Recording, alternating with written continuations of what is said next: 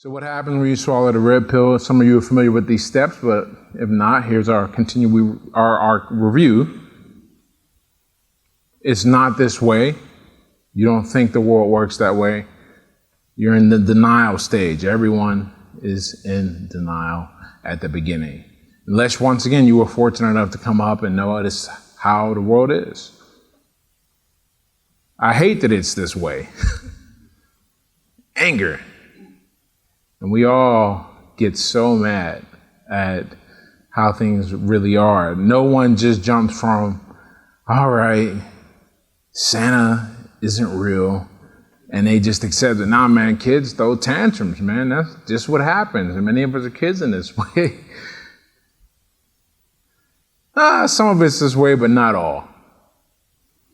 Then you bargain. You try to eat some of it, throw the rest of it back up, but you can't go back to fairy tale land. I guess I'm not too hip on the particular lingo, or at least what constitutes this phrase, but I suppose this is what some people refer to as purple pill, where you have swallowed this thing and you're like, oh God, it tastes horrible, and you're trying to throw it back up and it comes back up purple, and it's like, hey.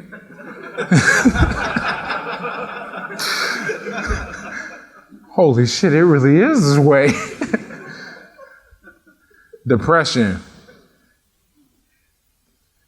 Once you take in that people are going to be a certain way, and it just can't go that way. We talk about hypergamy, and that concept really bothers a lot of people. But who it bothers more than guys who reject it, or guys who have accepted it, and they realize that it places the burden of performance on them. They cannot just have it the way they want it to be. You have to work to be a certain way. As I always say, nature does not care about your feelings. Nature is not a social justice warrior. Nature only cares if you can fight and if you can reproduce. I usually say another word that begins with F, but there's some editing up here. And the last part, it's all true. Acceptance. Once we reach this point, or, you're somewhere along the way, you got to make a choice. You're going to go, okay, well, what's next? Everyone has a different response to it.